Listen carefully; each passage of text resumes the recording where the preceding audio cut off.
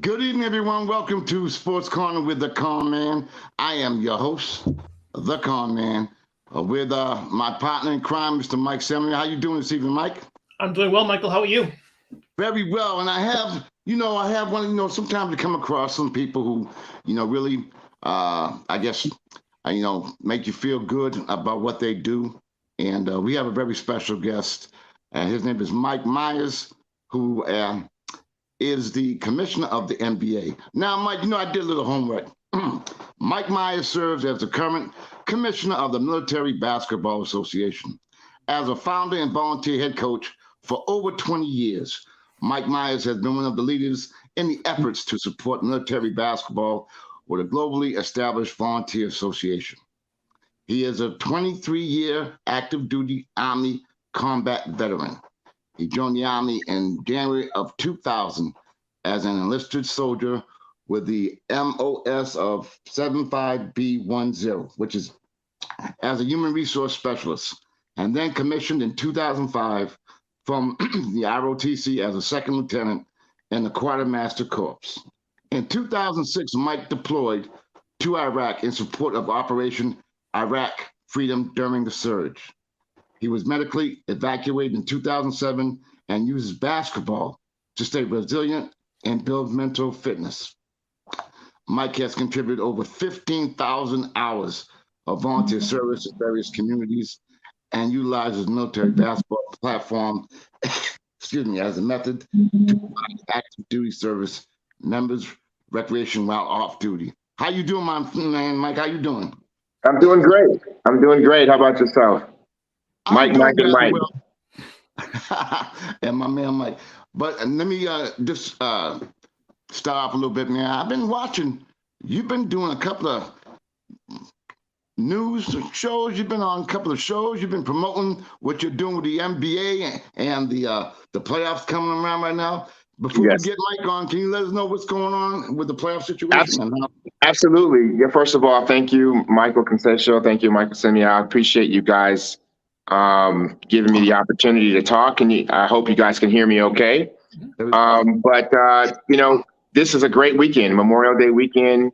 We have the Hall of Fame, which is going to be tomorrow night, and we are definitely looking forward to some really, really, really high level basketball starting at 11 a.m. tomorrow. It's extremely a proud moment for us. This is the biggest event that we've ever done.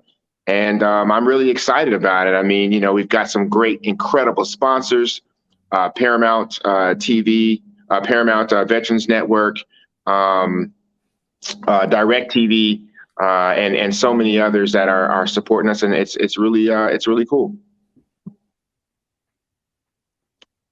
Go ahead, Mike. Yeah, I know you must have a couple of questions. My man Mike, he always does. I do. So I'm actually very excited about the weekend because I actually had marked this in my calendar, Mike, since the last time you were on, that I had circled a couple of dates that I wanted to make sure that I was actually able to watch some of this. So my streaming stuff is all set. So I'm ready to go for the weekend. Oh, that's So, good. yeah. Oh, Well, Michael, you have to be prepared for these things, right? I know. I better be. Shoot. We'll talk about that after the show. All right. So, who's the favorite going in for the playoffs? What does it look like? I really don't know. I mean, to be honest with you, it could be anyone. The number one team coming into this tournament is Colorado Military Basketball Team. They're pretty good. They've won their conference. They're outright the number one team in the NBA and in our league. But there's some folks that have some veteran, competition, like Luke Air Force Base. They've won the tournament before. And then there's some folks that, some teams that have come alive late in this season, like Fort Riley and Miramar out in California, and then Cannon Air Force Base. They are playing with just a lot of pride. Unfortunately, they lost their coach a few weeks ago. He passed away, and they were playing some of the best basketball they've ever played in years. And so it was wide open. The tournament is wide open. We're really excited about the prospects, and the championship game is going to get played on CBS Sports Network, and so we're really excited about it. They're going to get to play in front of national audience, and it's just it's a wow factor. Now, I've been looking at the schedule. Like you said, most of the games begin at 11 a.m. and they're being played throughout the nation. Am I correct? That's correct. Right now, I'm looking at hashtag 3E Nellis versus hashtag 9E Fort Cam. That's an 11 o'clock game. I'm not sure where that's going to be played at, but I'm sure you can give the folks details when that begins as well. Then we have a 11 o'clock game, hashtag Fort WDM versus hashtag 6W Bomb. Forgive me for my pronunciation of these teams. But yeah, you have 12 teams, 6 games. They all begin at 11 o'clock except the number one seeded hashtag 1 East Cannon versus Fort Riley, as the game that you was referring to previously. So You got 12 teams, 6 games for the first round. And again, as you were stating, the fact that I have been seeing you on TV promoting the NBA and, and then having CBS Sports Network televising the games, that's got to be a big throw, considering from what you began as and what's led to now. And I think that's a testament to the way you and your staff have established the league and how much you guys invested in it through whether it be finances or your time and efforts, and it's paying off dividends. And hopefully by coming on this show and the other shows, more notification will be put out there so people can check it out. So like I said, I'm proud of you, man. I've been following you ever since the last time we talked, and y'all on all kind of shows, and you're doing what you need to do to promote what you're doing, and it's a fantastic thing. I really appreciate it, and it's been a lot of hard work. It really has. I mean, I sit here and put a nice shirt and tie on and do it, but there are some times when I'm completely exhausted, just from everything. But at the end of the day, what keeps me going forward is the fact that, what's the next thing? I mean, we were recording a lot of our games on our cell phone devices and live streaming from our cell phone devices, and now we've taken it to the next level. We have an incredible company called Snipback that is going to, in my opinion, they're going to change, basketball because they have just an incredible tool. And then you have sponsors like DirecTV and CBS Sports with their distribution of the championship game that are just phenomenal. I mean, DirecTV has a history of working with veterans, supporting veterans, especially with their SAVE program, suicide awareness and Veterans Engaged. They're leading from the front with some of the programs that they do, and we're really, really proud that they've engaged us as veterans in the veteran community and active duty. Then you have Paramount Veterans Network that has just been phenomenal. I mean, they were the key. They opened the door to everything that we've been doing. Betty Diaz is just an amazing person with Paramount Veterans Network. They connect us to a lot of programs and different people. And a lot of the media success that I've had or that this organization has been due to, people like Mike Whitrock from DirecTV and people like Betty Diaz from Paramount Vet Network. So it's I wish I could say it's all me. It's not. I have an incredible team. Our commissioner, deputy commissioner is just phenomenal. Our conference commissioner is great, and our president of basketball operations is just doing a fantastic job. And that's the only reason why I'm here. I mean, I'm able to give a lot of those responsibilities off to them, and then I can come out and really talk about what our coaches and our athletes are doing across the world. That's outstanding. Now I've been doing a little bit of homework, reading about your deputy commissioner Angel Azevedo. Angel Azevedo, he's a legend. Yes, I've been reading about what. My man has done some tremendous things, man. Incredible. So, yeah, and then I've been reading about your conference commissioner, Jason LaFasciano. Yeah, he's Italian guy. He's from the Bronx. Really good. I mean, my inner circle are people that I've either been to war with or I've known for over a decade, and so me and Angel go back 10 years. Me and Jason LaFasciano, we actually played basketball and served together in combat. And so, and then Albert Mayon goes back at the same time. I've known him for almost a decade. And so those are the founders of what we do. And then, then you've got Coach Albers, who is older than all of us, but he has been just a pioneer for military basketball. With his service in the Air Force, and then he's the architect of our tournament. So if you see the schedule and the tournament and all that stuff, Ted Albers is the one who put all that together. He's an incredible mathematician. I used to teach at the Air Force Academy, and I'm extremely proud of all the work that my team has been able to do. And then I've got this volunteer.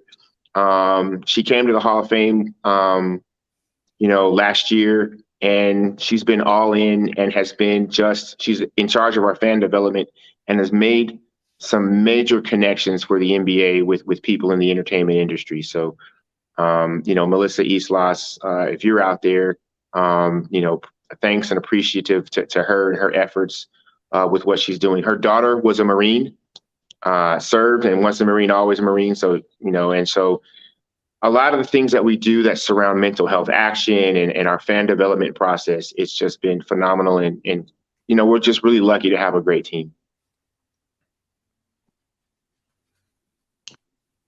Go ahead, Mike. So Mike, you were talking about where you are right now. So what is the strategy going forward on, kind of following up on lessons learned over the last couple of years for yourself as the business side of it, not taking away from what's taking place as far as how it's working with the guys that are playing, but what have you actually learned about the business? What have you learned about, and to really get down to it, about yourself as far as how you're developing this and what's it look like going forward? Well, the one thing that I have learned is that, inclusion into what we do is extremely important. And so, basketball is not something that is a black or white thing, left or right thing. It's more of a inclusive platform. And so, what we've done, what I've learned on the business side is that everything should be on the table, and you talk to everybody because you want to get your message out. And so, and then, nothing is too high or impossible for you to accomplish, right? If you need to do something and it costs money, then you go and raise the money. You figure out how to raise the money to accomplish what you need to accomplish to build the platform. And so we've just been, I would say we've been blessed. I don't believe in luck. I believe we've been blessed to come into contact and have the relationships with some just incredible people. And the folks that, like I said, the people at at DirecTV and at Paramount Veterans Network. These are people that I've had relationships with that have actually served. And they haven't just served, they've like served in combat. So they understand where I'm coming from and what I'm trying to do. And they've been successful. And so what I want to do is, what I've learned is, try to get as close to them as possible, find out what you can do to try to continue to grow the organization, and try to help other people. It can't just be about the NBA. It's really about our mission. And our mission is to help people and provide an outlet for them through basketball. And so that's what we try to do. And that's the one thing that I think I learned is, I love basketball, and we are the Military Basketball Association, but we're so much more. And so that's why that's the biggest thing I've learned, is that we're not a local organization. We're not a state organization. We're not a national organization. We are a global organization focused on bringing awareness to veterans' concerns, challenges, and issues in behavioral health. And basketball is the conduit. It's a magnet, and it's something that brings us all together.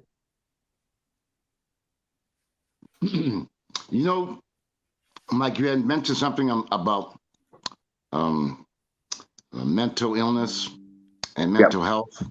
Mm-hmm. Well, unfortunately, like I really wasn't even going to do the show today. I'm sure Mike knows who I'm referring to. One of our good friends hung himself. Outstanding basketball player, and it's been very emotional. And then prior to that, we had someone else, a good friend by ourselves. So, I guess what I'm trying to say is a lot of people don't realize it until it hits home. Do you know what I mean? And that effort definitely hit home. So, I'm taking more credence into the mental health aspect of a lot of things, and how a lot of people may seem like they're doing real well on the outside, but on the inside it's a whole different ballgame. And that's kind of the reason why I wanted you on the show too. Of course, you have the basketball playoffs, but when you talk about the mental health aspect, to me that's important as well, if not more important. Yeah, first of all, my condolences to you guys for your loss. I know that's a tough thing, and that's what's driving me. I've just come across so many people that have had to result in what we call harmful behaviors. Nobody likes to say the S word, which is suicide, but there are other forms of harmful behavior. Suicide is one of them. Substance abuse is another one. Harming yourself, cutting yourself. Those are things that, people feel like they have to do because they don't have an option. They don't have an outlet. They don't have a way out. And our society has had such a stigma on mental health that they've said, hey, if you seek help, well, we'll help you, but we're also going to look at you kind of funny. And we may discriminate against you because you've tried to seek some help for yourself. And I'm sick of it. I mean, just to be completely honest, I've gotten to the point where we need to do everything we can to help these people choose life. And so for me, it's life through basketball. That's what I chose. And that's the route that I take. Life is important. We should respect it. We hear everyone talking about, life and the respect of life. And this is my way of doing that. And if we're not going to represent that, then, shame on us as a society. And so I feel like everyone in our society is an ambassador to life. We should represent the best and brightest of this world. And life through basketball is what I've chosen as my way to give back to my community and to help a lot of people that I know need help. And you probably never knew, you probably never, whenever someone does something and they take their life, it's always, well, I never knew, I didn't know what was going on in this person's life. Well, some of that is some of that could be, placed on them. And some of it we as a society own that as to be responsible, because we have to create an environment where people feel safe to talk about the things that they're struggling with. And Yeah. that's what basketball does for me. That's what it does for a lot of people. Again,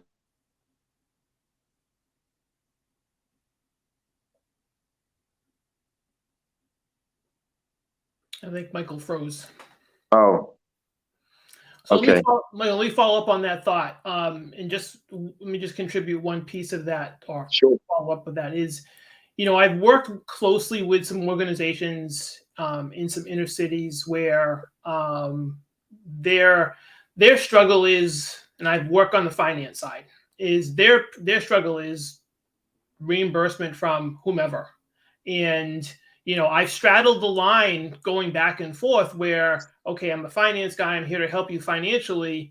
But then the human side shows up in me, and I've told many clinicians, see your patients. We will figure this out.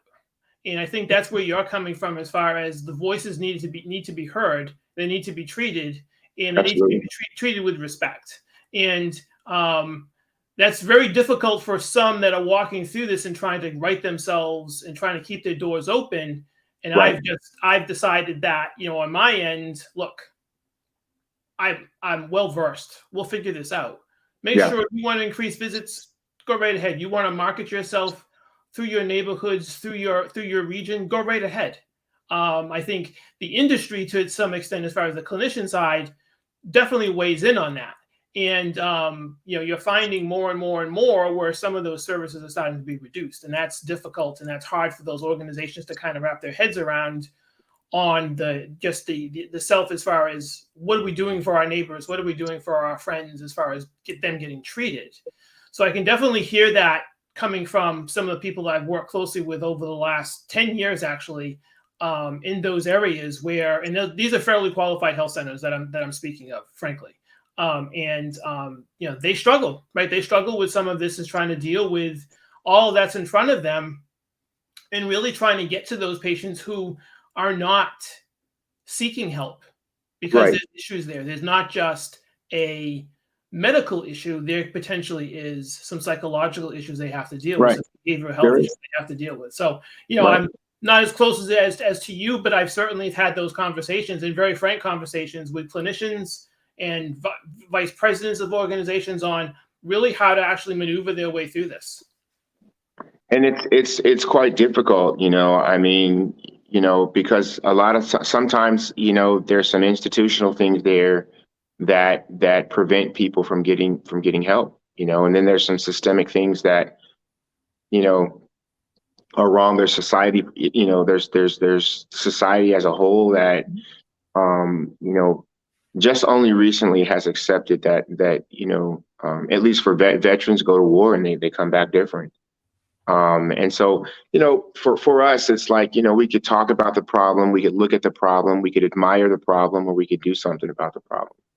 And so those are the types of things that my team and me are engaged in, I mean, and don't get me wrong, it's about basketball. It's about winning basketball games. It's about the competition. It's about the tournament. It's about the camaraderie, and the rivalries between some of the armed forces and the services. But at the same time, you're doing all those things as part of a team, and so you're going to have adversity.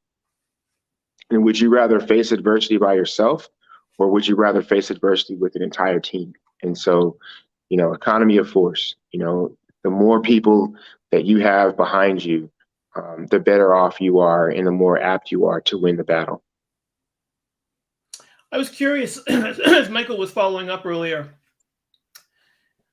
I'd like to hear from you as far as, some of the examples that have actually been successful, as far as some of the men and women you've dealt with. And also, I'd like you to speak to, if you could, about some of that didn't work. And again, I keep on going back to this, the lessons learned from that, if you don't mind. Yeah, I mean, well, thankfully for the NBA, we haven't had any suicidal ideations or any suicides, and so that's a great thing. We haven't seen anyone demonstrate any type of harmful behaviors towards themselves.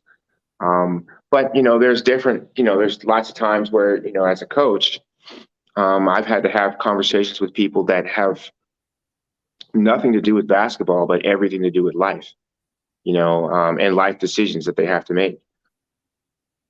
But why are they talking to me? Why would they feel comfortable talking to me? Well, I'm their coach, right? I'm spending an amount of time in their lives, or a considerable amount of time in their lives, and I'm helping mentor, coach, and teach some of these athletes. And some of the times it's not even about basketball. It's just about, hey, this is probably not a good decision for you to make as a father, as a man, as a husband, right? But then there's also been things where I've said, hey, here's some things that you could do, that you can take a look at, that may help better your situation, may help you. And so those are, that's kind of like where our coaches, many of our coaches are. They are, in so many cases, the first point of contact when someone has some type of adversity that they face in their lives. So I look at it that way, and I've had situations where I've had players that have made bad decisions, and I've helped them navigate through some of those bad decisions. I've had players that have asked me for questions about what they should do as far as their career, employment, or even professional development. Mm-hmm. And I've given them, and some people I've even written recommendations for, and they're now commissioned officers in the military. So, the actual span of a coach does not just it's not limited to the basketball court. It extends beyond it, and sometimes, and in some instances, even into their personal lives. Do you find with the players you're speaking with that dynamic that you've created sort of creates that safe space where that player feels comfortable enough to speak to you directly, because that relationship on the other side of where it's basketball, and that you have that relationship already, have that foundation already built, so those communications start to kind of just naturally flow. And I'm not there, but that's sort of what it sounds like to me. Yeah, absolutely. And the reason that that's important is because we assume a safe space exists, and you said the right word, created. Coaches can create a safe place and a safe space for people to feel comfortable talking to them. But oftentimes, just in society in general, we assume that there's a safe space and that people are just going to naturally feel comfortable talking about their concerns or their challenges.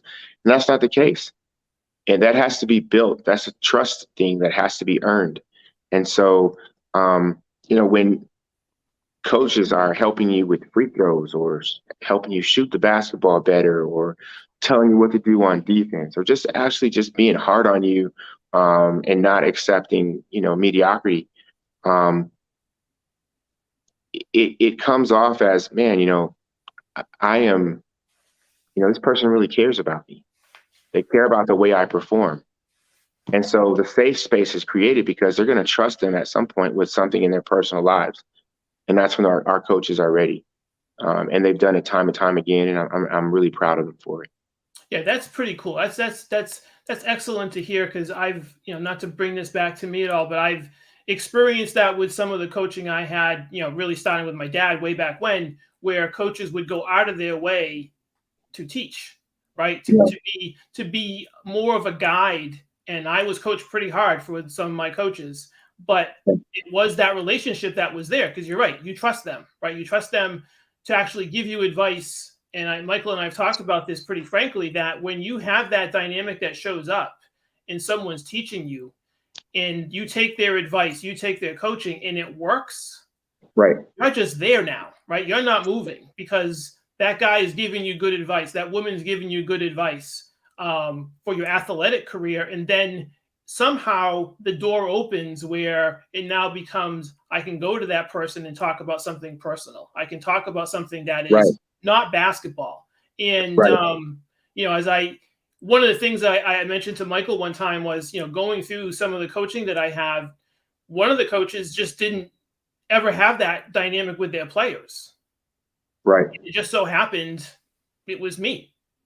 that started that dialogue one day when I was a senior in high school, and that changed our relationship like overnight. Mm. Yeah, no, that's incredible. It is. No, sorry about the interruption, fellas, but I'm back.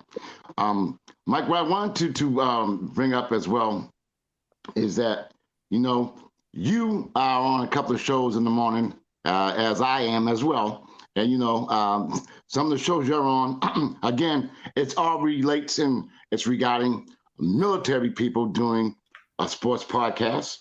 And the camaraderie you guys have on that particular podcast as well.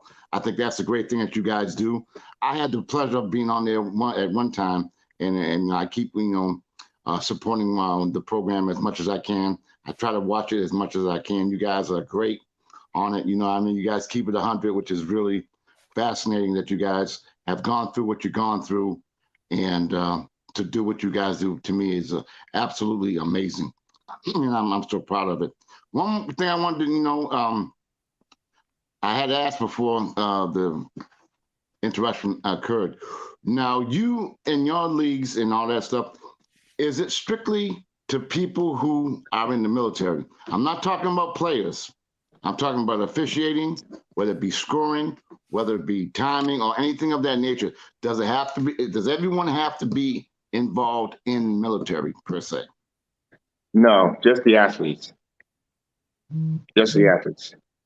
If you want to help out by being an official, or you want to help out and volunteer, or just be a part of one of our events, you don't have to be military. You can reach out to one of our teams, one of our leaders on staff, and they can point you in the right direction for whatever you want to try to help volunteer with, or what you want to do. But just the athletes. The athletes' participation in our league, you have to be affiliated with the military in some form or fashion. You're either active duty, reserve. Those folks are given precedent. If you're a veteran, you definitely can play. If you're a DoD contractor or a DoD civilian, you also are eligible to play. I figured that, but I just wanted to know, for case people who are tuning in that may not know or might have any questions regarding that's concerned. Yeah, we get asked it all the time because not everybody has rules like we do, right? Like tomorrow, we're going to go through an extensive, eligibility check, and people are going to bring a copy of their military orders and their military ID, and they're going to. That's what it takes for them to participate. And once they show us that, they're good to go. So Mike, are you looking for a job, Mike? Yeah, I'm just trying to get some info. I'm trying to get some information here. I really it's fine. I'm also trying to be, I guess, a conduit from people who may be tuning in that may have questions or may not scared to ask questions. But you know me, I ask anything. I don't care. But sure. Again, so. What interests you most about this weekend? What do you want people who are tuning in? What do you want them to get from you coming on this show? And what do you want them to get out of tuning in and watching what you're doing right now? The absolute historic history of this moment. The fact that we're 5 years running, and our championship game is going to be on CBS Sports Network.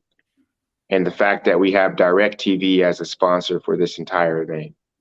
And the fact that Paramount Veterans Network is the network and the actual conduit that has allowed us to branch off and do other great things. And so, we didn't do it by ourselves. We had some great people that were with us. And it's history.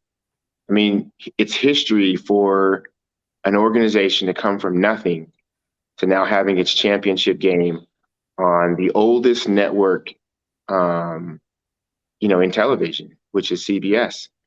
And so I just, I'm really excited about it. I appreciate I appreciate the platforms and the things that people are giving us, and I'm not going to sit there and say we don't deserve it, because we do. People who serve, that go to war, that defend this country and make it so that we never have to worry about our freedom. We do owe them some gratitude, and what these networks and these folks have said is we're going to go beyond just saying thank you. We're going to help you with your mission, and so I'm really proud of that. That should definitely be applauded. For folks who are tuned in, if they want to support, or if they want to somehow find more information about what you're doing, what's the best way for them to get in touch with you? My NBA Global, mynbaglobal.com. Okay. mynbaglobal.com. Mike, you have anything to add before I go into a little bit more something further? I just wanted to ask, with the visibility you're going to gain this weekend, how do you leverage that going forward? And I know I keep on asking sort of the same question, right? But I'm just curious, because you were talking about you came from 0 and it's now 5 years and you're to this point. Okay, so how does the career path look? How does the outlook look in the next 5 years? How do you leverage this to get a larger audience? And I'm actually interested to understand and learn a consistent audience, right? This is a one-time event. How do you get this so I can turn on any game? I know this is a big ask, right? How do we get to the opportunity where I can turn on something and watch a game during the week, where you get to be normal programming? I can look on my streaming. I can find you in my guide. I know that's big. I know. But that's sort of where I'm thinking, right? So you've gone from where you were to coming this weekend. You're right. That's a huge step. So yeah. What's it look like going forward in the next 5 years?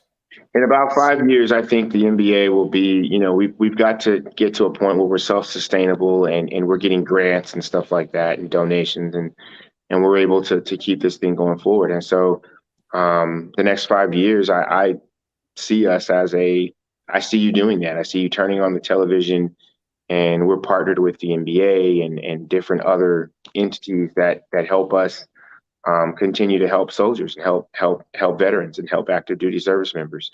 And so, for us, how do we leverage this weekend? I mean, we're going to have to, I'm going to have to continue to do podcasts, and I'm going to have to continue to tell our story. But this weekend's different, right? The media is going to be here. People are going to get to see our athletes do a lot of things. There are going to be some incredible images and Facebook posts and blogs and different stories that come out of the weekend, and stories within stories that come out of the weekend. And so, I leveraging it is we're going to have an evaluation. We'll have hey, what does it cost to do this, and how much is it worth to other sponsors, and and how do we continue to do this? And we already have a calendar for events for 2024. So, there's a lot of things that are going to come out of this weekend, and a lot of questions that are going to be answered about, who we are and what we do and why this is important. But then there's also going to be the reality is, we've got to raise money to keep this moving. And so we have to have partners, and we have to be great brand ambassadors, not just for what we do, but to other brands. And so that's what I hope comes out of this weekend, that we can be the ambassadors for some of the brands that have sponsored us and some of the folks that are interested in sponsoring us. And I think that's the answer. And once we're married up and have a partnership or relationship with some of these bigger brands, we think that that's going to catch on, and we're happy to do that and willing to take anyone's call or email to make that happen. I do have a follow-up. Sorry. The other sports that are part of the military, is there been any discussion about pulling that in and creating? Absolutely. Yeah. So we have a plan to go into other major sports, other major team sports. And so those are things that are happening. The groundwork has already been set. The foundation's already been set.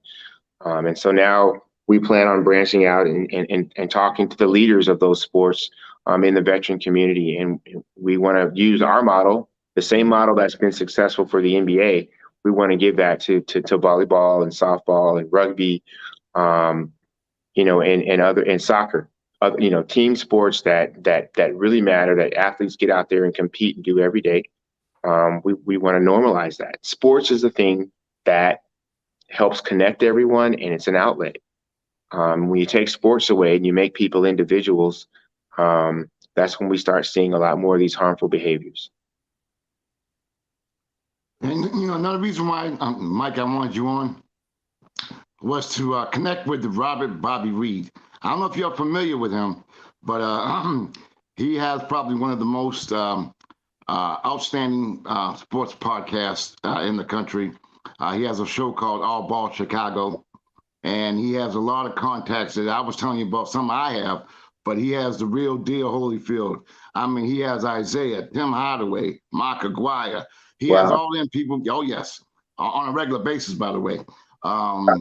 Matter of fact, one of his co-hosts is Marcus Liberty. I don't know if you remember, if you go back that far, but he was an All-American #1 player in the country.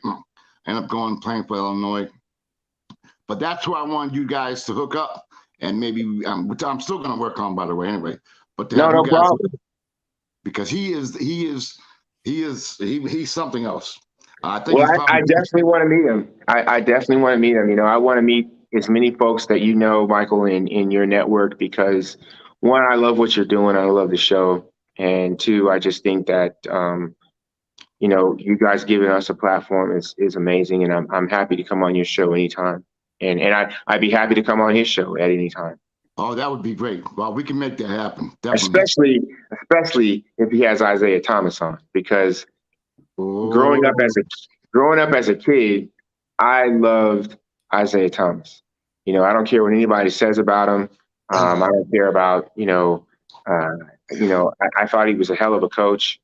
There's a lot of things that people don't know about Isaiah Thomas, especially with the G League. And the Canadian basketball. There's a lot of stuff that Isaiah Thomas has done that has been very successful. But I just admired him as a player. Smallest guy on the court, but he played with the biggest heart and just an ultimate competitor. So, I'm really, when you say Isaiah Thomas to me, it means a lot. Well, Mike, you're talking to the wrong person, because as Mike Samuel will tell you, that's been my guy from a long time, and I got the opportunity to meet him a few times, thank God. But I hear what you're saying. Yeah. And I got to meet him at this place called UMass Boston when he was coaching the Indiana Pacers, and he was sliding because he didn't want nobody to know who he was.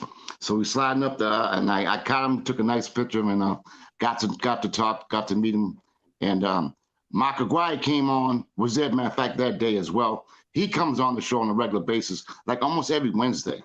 Isaiah comes on once in a while, especially now, they're real busy. But Isaiah and Mark Aguirre have their own wine company. I'm sure you're familiar with that. Isaiah Thomas is he's into a lot of things. He is into a lot of things. But we can see if we can make that happen. But I got to get you on this show, and, definitely want to do that. Again, I want to thank you for coming on my show. Thank you. Especially with the playoffs going on, and I got to ask you that before we leave. Because I hear your takes a lot, so I want to hear your takes about the playoff series right now with Miami and the Celtics. What's your take? Let me know what you think. Did you see my post on the Boston Celtics? I see it. So here's my take. When you have a team down, you have to take them out. Okay. And when you're up 3-0 at home and you have one game to close out the Boston Celtics, historic Boston Celtics, you have to take that opportunity and sweep them. Now, you don't really hear about Boston getting swept a lot. No. But you have to take them out. You have to deliver the final blow. And that's what the Denver Nuggets did to a historically great team like the Lakers, right? But here's the scenario that I said, right? They were down 3-0, and Miami is supposed to win to be the 4-0, get the rest. Well, Miami loses in Miami. Mm-hmm. Boston has an opportunity to go back to Boston and make it 2-2 or 3-2, right? It's a home game, so they're going to be favored to take the series 3-2. Now, the pressure of playing well up 3-2 is on the team that's up 3-2, because you don't want to lose that third game, because now the fourth game is going to be played back in Boston. And so, I've seen this scenario before. I mean, but, and it never works out, right? It never works out. But everyone's put a nail in Boston. And, I think they play tonight, right? Mm-hmm. Right And now, matter of fact. and if Boston wins this game down 3-2, all the pressure is going to go back onto the Miami Heat to win the series in Game 6. A lot of pressure, because if they don't win the series in game, then Boston's going to once again do something historic and come back from 3-0. That to me, Mike, that's a very good observation. The fact that there might be problems with Miami is the fact that they're down 3. They're down Hero, they're down Oladipo, and they just lost one of the major factors in the previous 3 games. He has a severely sprained ankle problem right now. So right now they're down 3. They're down 3, formidable players. So I don't know if they're going to be able to do anything tonight, and they're going to be asking playoff Jimmy to really pull through and do things tonight. And as of right now, Jimmy Butler could, but I really think if you're down 3-1, and then you get down, and then Boston wins, now you're down 3-2, and you got to go back to Miami for that 6th game. You're hurting. I don't think the Storm is right for a historic comeback. I think you may be right. What's your take, Mike? The problem with that theory, Mike, is the Celtics haven't won a Game 5 in about 2.5 years. Here we go. And that's a problem for them. They have not played well in Game 5s. They put themselves in really difficult situations. I've used right now it's 18-5. Boston's up by 13 points right now. They seem to be on a roll. I'm trying to tell you. I mean, it's still early yet. I don't disagree with that. I'm just looking at the history. So, I don't know. I think that I think the team that's really going to benefit from all this is Denver. I wouldn't say that. I don't think that's the case. I think we lost Michael again. Yeah, I think the more rest you get on the road, the more it hurts you. Rest ultimately in the end kind of pays off, but you want to be ready to go, and that's what hurt the Lakers in '89. Well, if you look at the schedule, Mike, whoever comes out of this series, there's a little bit of a lag until the finals start. Yeah, the first of the finals. First is when the finals start. So so that's a bit of a problem as far as any sort of timing and any sort of kind of flow of the way the playoffs have gone, which has been virtually every other night. I agree. I like rest, but I don't like too much rest. Yeah. And Boston, the Nuggets are going to have been off for almost a week and a half. Yeah. And that's a lot of time to be off. So just back to my point about the Celtics not winning Game 5, and they just don't seem to play with a sense of urgency when they need to. They've let games go at home when they really shouldn't have. And I would like to see it change, because I like to see them kind of proceed and move forward. But just history with this team is just really, really bizarre, because they are super talented. But I just don't get the sense sometimes, and I'm not sure where it comes from, because they're still relatively young, but some of those guys have had a lot of playoff games under their belt by now. So not really sure I get it. Well, I'm going to tell you right now, if they lose this game tonight, Boston's going to be favored to win the series. If Miami loses tonight and it's just more of the same, then they're gonna end up winning the series. And the reason I say that is because when you go back to Miami down 3-2, you're still in an elimination situation, but Miami's not, right? Mm-hmm. So you're going to perform because you're under a lot of pressure. And if you continue, they have nothing to lose. I mean, they were down 3-0. Now they could end up being down 3-2. So this is a must-win game for the Miami Heat. It's an elimination game for Boston, but I call it a pre-elimination game for the Miami Heat because it can happen. It can happen. You can get down 3-0 and you can come back. It can happen. Plenty of teams have won 4 straight. They just end up winning the series 4-2. But plenty of teams have won NBA series winning 4 straight games.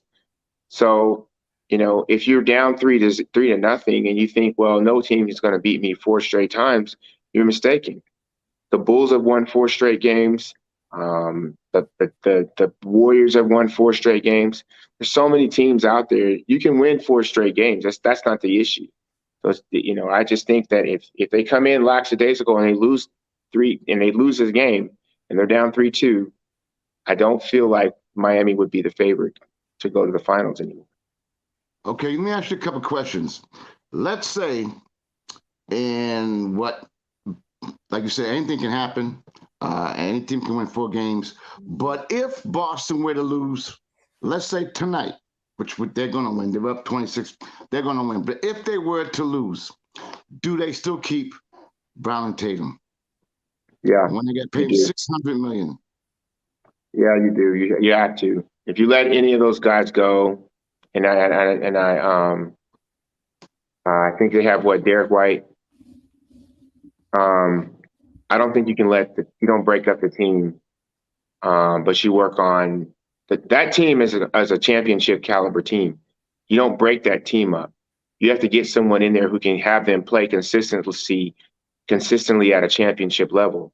And so, to me, I don't think that they have that. I mean, they lost their coach from last year. They have a coach now, but I don't think that they have they don't have a championship type mentality where you play consistent basketball, winning basketball, for 20, 30 games. They just don't have that.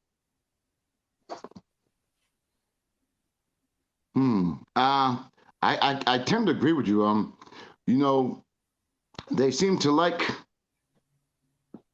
the new coach. They like him a lot, and they had when they first named him, he was only there for temporary reasons, but then they gave him the full-time position. And I don't know. They said he lost the locker room, but they did come back last game. I don't know. Tough situation, but I think if they lose tonight, something's going to happen. And I think you may be right. Oh, if they lose tonight, they're going to fire they're going to have to bring in a guy who the players don't like, but they respect. And there's only a few people out there like that. I mean, today's game, you go to a team, if the players don't like you, then they do whatever they can with management to get you fired, right? And they don't want to play and they don't take to you. And so, but then you have some coaches out there that they just don't care, right? You bring me in if it's me, right? If I'm coming into a situation and I'm the coach and you don't like me, well, that's okay. But I'm here to win games. That's what I'm here for. And so for me, anything I do, it's about winning. It's about winning. It's about, accomplishing an objective and winning. And so sometimes these guys aren't about winning. They're about time. They're about, I'm going to stay here for 2 to 3 years and then I'll go someplace else. That's the wrong mentality to have. You're trying to run the clock out. You're supposed to be trying to win a championship. Exactly. I agree. So I agree. Now, what is your take on whoever wins this going against Denver Nuggets? What's your take on that? Tough task. They're going to have a tough task in front of them. Doesn't matter who wins. Denver's that good. They get rested. They're healthy. Yeah, doesn't matter. Denver is that good. Whoever ends up winning this series is going to have to go to Denver, and that's not what you want. No, with the altitude and the fact that they're playing Now the altitude and not with the way they're playing. They are playing phenomenal basketball right now. And they're deep too. They got depth. I mean, they got outside shooting. I mean, Murray's playing out of his mind. I mean, I think they're gonna a big. Denver's going to be good for a very, very long time. Yes. Because look at, they have only 2 max contracts right now as well. So as far as financially, they can make it work for a long period of time as well. So. Yep, they're in a good spot. But they have to win this year. If they don't win this year, they're gonna. I mean, I don't know what to tell you. They got to win. It's about winning. So if they're about winning and they win this year, they'll be a dynasty type team. They'll be around for a very long time. Now, I like picking your brain as you can tell. I'm giving you all different scenarios. What about the infamous Los Angeles Lakers? Do they give up the farm to go get Kyrie, or do they can free up right now about $30 million in salary space? Do they get a Van Fleet, or do they go and say, look, LeBron's got the windows closing. Let's go do it now. We can always build later. Or what should they do? I don't know. I mean, and I'm a Laker fan. I really don't know. I scratch my head on it because no, I don't either. I really don't because they just got their clock cleaned. Yes. They're not ready for the next level. And it's not like they went to the Western Conference Finals and then won the Western Conference Finals, went to the NBA championship and lost to the Boston Celtics in 6. That's not this team, right? This team is discombobulated. The LeBron's a distraction, so instead of talking about what he wanted to do as far as like winning a championship next year, how hard it was going to take, I mean, he just took away. I mean, a lot of people today are saying he stole the narrative away from the Lakers being swept, and the fact that the Denver Nuggets are going to the NBA Finals for the first time. And I think that's pretty tough. It is. It definitely is. What's your take, Mike? Well, not to change the subject here, but I do think the more interesting question, Michael, you and I went over this a little bit a couple of weeks ago. Does LeBron retire? Now, his foot is not good, right? That injury has come back. He's gonna have surgery. Right. So he re-injured that foot.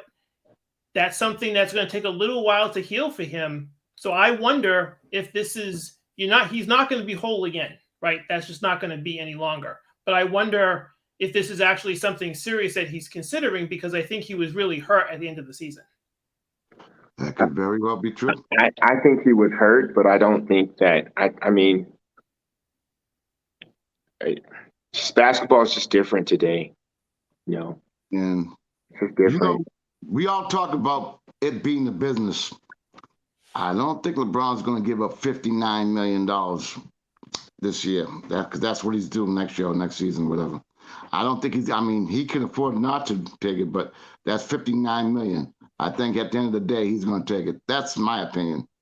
I don't know. I think he's going to take it too, but he's going to get paid $59 million, and he's going to waste his the best, the last years of his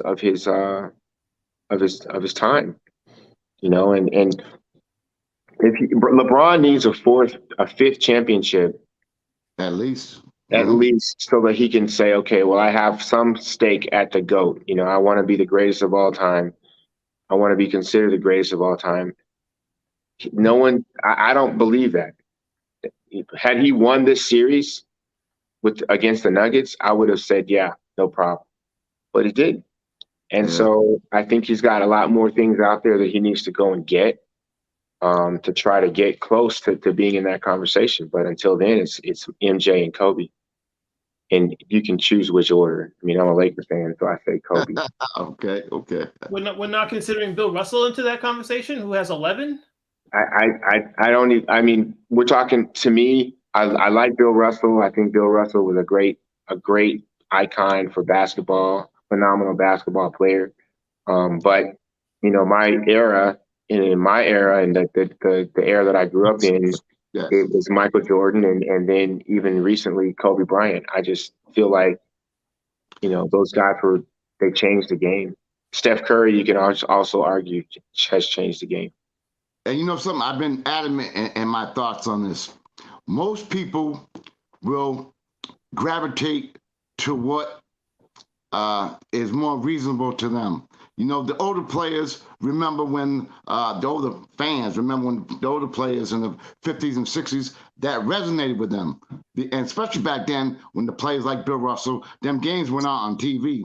So the players were like bigger than life. That's my emphasis on. Whereas now you get 800 games on a day. So I think it's more saturated with all the talent and stuff like that right now. But I think that it's going to be interesting to see what LeBron's going to do as well. We're running out of time, Mike, but I want to thank you for coming on my show. No problem. You're a busy man. You got a busy day tomorrow. Anytime. I wish Bobby Reed would come on. He said he was going to come on. I'm sure he got tied up. But we're definitely going to hook you guys up. I think you guys are a great pair. I think you can help him. I think he can definitely help you. You can go on the show. You both can come on my show again. I mean, we got to make this work. But I'm definitely going to let Bobby Reed know as soon as we're done with this. And I'm going to try to hook him up with you and see what he can do. He has a lot of connections. He got Chicago all the way live. Like I said, he'll hook you up with Isaiah. No problem. Don't worry about that. And again, I want to thank you guys for coming on my show this evening. Absolutely.